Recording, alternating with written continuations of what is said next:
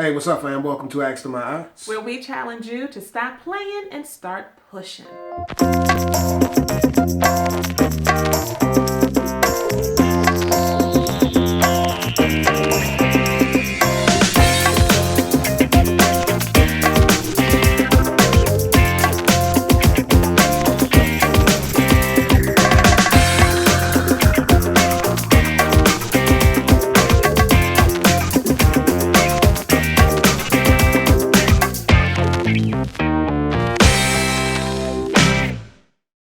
This right here is my beautiful wife, Aiyana. And this right here, this is my debonair, dapper husband, Ayize.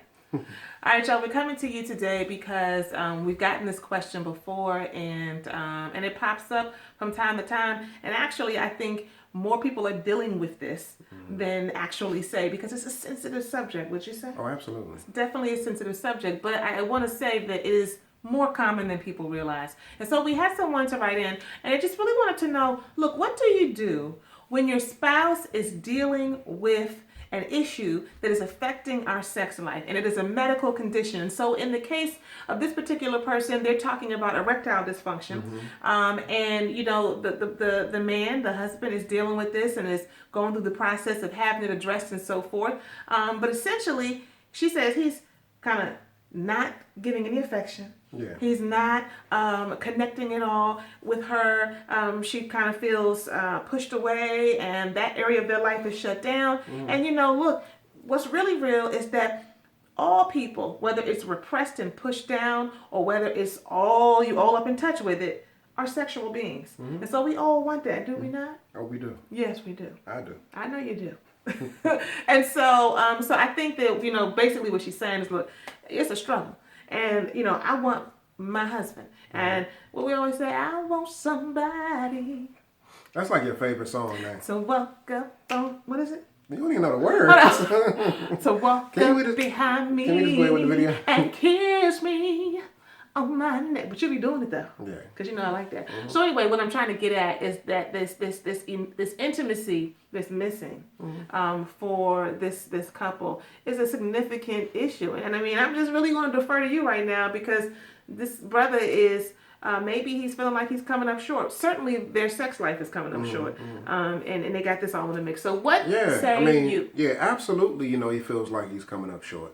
And, you know, unfortunately, him coming up short is... Is he coming up short? Yeah, he is coming up short. He's coming up short in the sense that, you know, there's an expectation that he's not meeting. And the expectation is Of that himself? intimacy... No, I'm talking about in a relationship.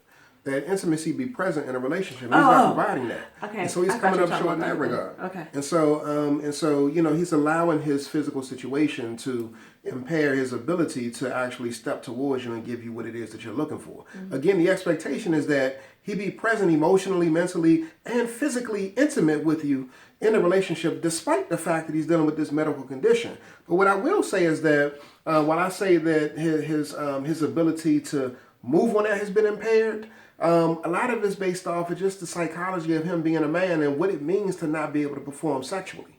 And so he's allowing that to handicap him and hold him back and prevent him from pursuing you in an intimate way. So for real, he's struggling. He's struggling internally because, man, we're conditioned to see ourselves and identify and define ourselves by our sexual prowess. And so if he's not able to do that for you, then he might even be questioning his position as a man. And so, again, he's struggling in that sense. Like, what can I do for this woman if I can't do that for this woman? And so what I'll say to you is that, you know, a lot of times in situations like this, I did a video a couple of days ago, you know, asking whether or not you're appreciating your man.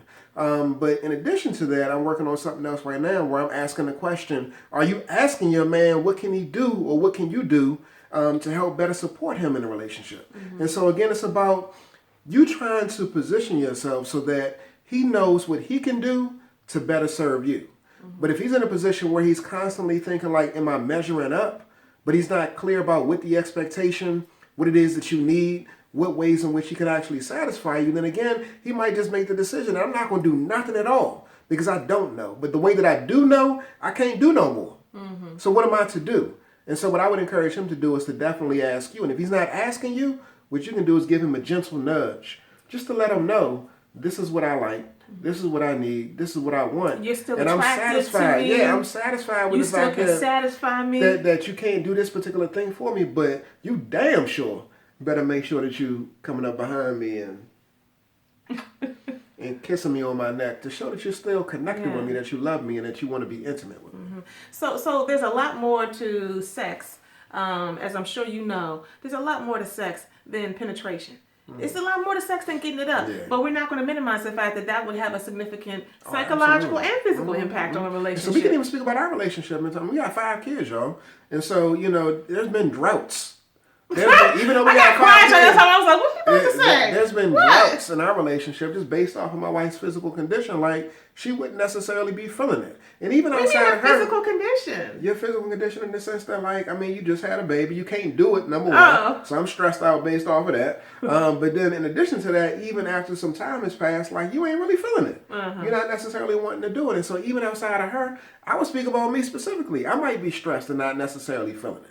I might not necessarily be trying to do it because I have other things preoccupying my mind. And so I'm not interested. Like twice in our whole marriage? I'm not interested in the moment. When were you not interested? But what I will say is that though stress can definitely impact the sex libido and prevent any type of erection from occurring and prevent the desire from even coming to the mind because again you're preoccupied with so many other things on top of a medical condition. So the way to negotiate that again is to prioritize the need for connection in a relationship. You can't get nowhere and do nothing without that. Now, here's what I want to just give you. It is very easy to lean into what you're not getting. It's really easy to kind of focus in on, I'm not being satisfied, I feel alone. And for women, we're typically not just saying, you're not giving me no dingling, right? We ain't just talking about that, right? We're also talking about, I'm not feeling you. You're not, being with me, caressing me, holding me, listening to me, talking to me, right? Because it's a whole package deal for us. It's very easy to lean on that. But when somebody's in a situation where they're really struggling,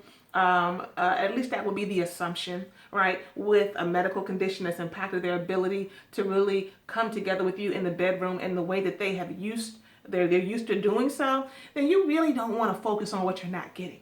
You really want to be like a samurai. You want to be strategic in that thing and be like, how can I drop nuggets of, man, the way you were looking at me over there, I like that. And you might be like, he don't be looking at me, right? But anything that you can find to basically build him up. Yeah, right? To talk about, I remember, even it was 5 years ago when we was together and we was, out that night, and you did that thing with your tongue, man.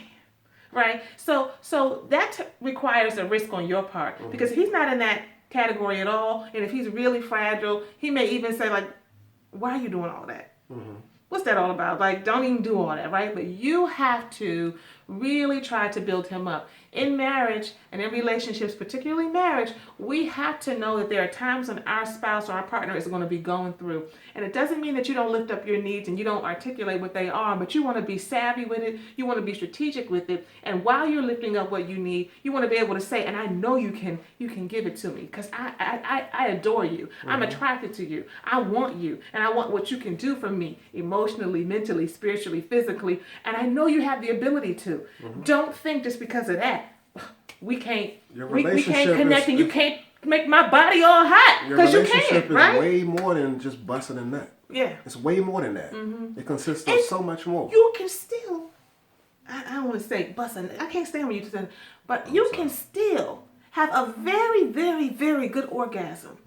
Right? I'm not talking about her. I'm talking about him. And it doesn't even have to be physical, right? So there's so much that he can do for her is what I'm saying. So you have to be able to be strategic in being able to articulate for him, but not in a way where it's like, how long do you think it's supposed to be like this? And, most of the time we're not even doing that. We're trying to be, thoughtful, but we're still focused on self. Focus on him, how you can be of service to him, how you can support him, lift him up.